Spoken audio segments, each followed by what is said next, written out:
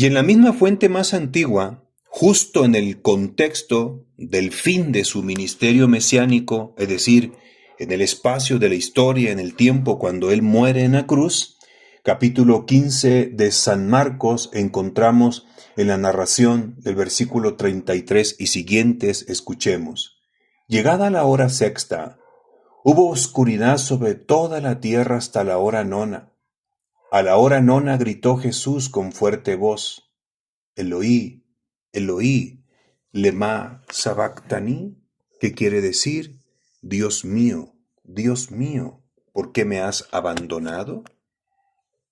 Está él orando, está haciendo una plegaria, dicen los hebreos, una tefilá, una oración.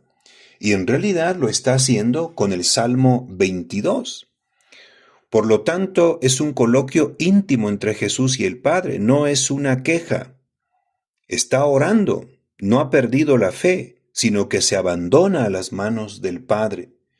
Con esto queda entonces ya demostrado que el marco del quehacer de Jesús, desde el comienzo de su ministerio hasta el final de su ministerio en la cruz, siempre mantuvo esa plegaria, esa intimidad entre Dios y su Padre.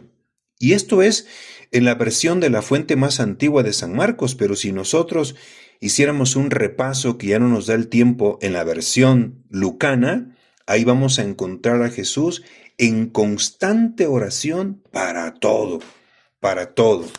Pero para que no se queden con esa sensación que los abandoné, por ejemplo, basta mencionar este detalle que lo hace completamente diferente a los demás evangelistas y que es una nota característica muy propia del Evangelio de San Lucas. No lo tiene la fuente antigua. Es Lucas capítulo 6, versículo 12 en el contexto de llamar a los discípulos. En Marcos solamente dice que llamó a los discípulos, pero en Lucas escuchen por favor. Sucedió que por aquellos días se fue él al monte a orar y se pasó la noche en la oración de Dios.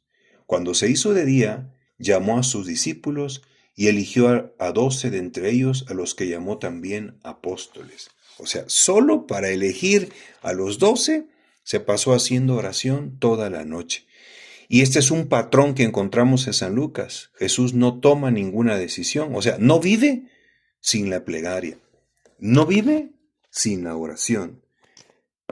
Otro ejemplo de la fuerza de la oración de Jesús, también en San Lucas, cuando él experimenta el rechazo de parte de la autoridad judía y a través de la oración lo convierte en un motivo de acción de gracias.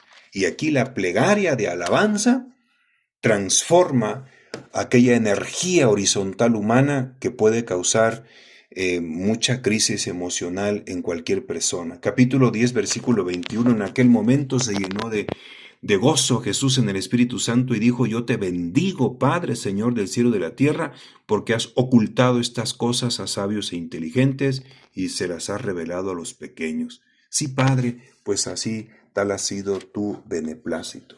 Con la oración de alabanza, con la oración de gracias, neutraliza esa emoción que puede ser negativa del rechazo de los líderes, pero cómo la oración es capaz de transformarlo.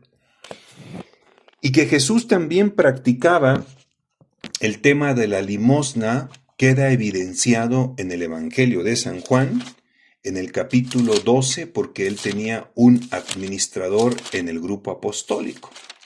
Y sí, se trata de Judas Iscariote. Observen el capítulo 12, versículo 5, ¿por qué no se ha vendido este perfume por 300 denarios y se ha dado a los pobres? Pero no decía esto porque le preocuparan los pobres, sino porque era ladrón, y como tenía la bolsa, se llevaba lo que echaban en ella. Es decir, esa bolsa tenía la finalidad, sí, de satisfacer las necesidades del grupo apostólico, pero también ocupaban parte de ese recurso para dar a los pobres. Y entonces, como era real, así justificaba Judas Iscariote cuando se quedaba con aquello que estaba destinado a los pobres, porque era una praxis de Jesús, era la orden de Jesús. Capítulo 12 de San Juan, capítulo 13 de San Juan, en el versículo 27, párrafo B. Dice, Jesús le dice, lo que vas a hacer, hazlo pronto. Pero ninguno de los comensales entendió por qué se lo decía. Como Judas tenía la bolsa, algunos pensaban que Jesús quería decir, compra lo que nos hace falta para la fiesta o que diera algo a los pobres. Entonces, la Iglesia Apostólica practicaba también el ayuno, la limosna, pero dentro de la misma comunidad apostólica había un apóstol que simulaba dar los bienes a los pobres y él se quedaba con esa riqueza o esos recursos.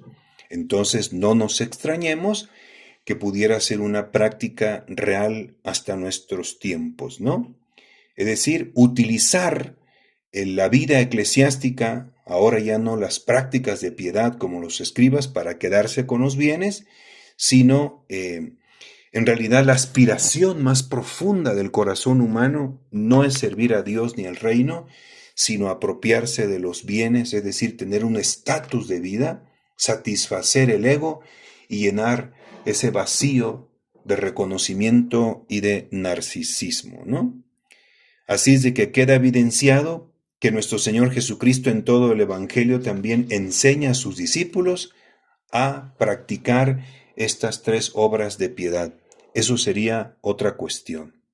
Nos pasamos ahora para hacer una valoración a los tiempos actuales. Hoy en día no solamente podemos encontrar pastores o líderes que su vida grita una injusticia y una traición al Evangelio porque se apropian de los bienes, es decir, ese espíritu de Judas Iscariote, que es el mismo espíritu de los escribas y los fariseos de una hipocresía, sino que hoy en día no solamente se trata de buscar el poder, de liderazgo, de reconocimiento de los demás y de apropiarse de los bienes, sino que ahora hemos entrado en esta etapa de la iglesia en una práctica terrible, porque entraron a la iglesia, se infiltraron en la iglesia hombres que aparentan ser pastores, pero que en realidad no solo buscan apropiarse ahora de las cuestiones materiales, sino apropiarse incluso de la riqueza más importante que Dios ha creado, que es el alma humana, es decir, a la propia persona y arrastrarla hasta el mundo de lo tenebroso, el mundo de lo oscuro.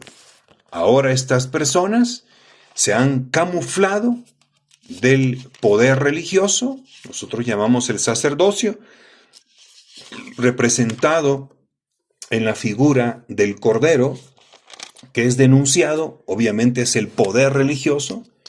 Para el tiempo en que fue escrito este texto era el poder sacral del Imperio Romano, la liturgia imperial, donde estaba el sumo sacerdote que era el emperador y en él mismo coincide con la figura de la bestia.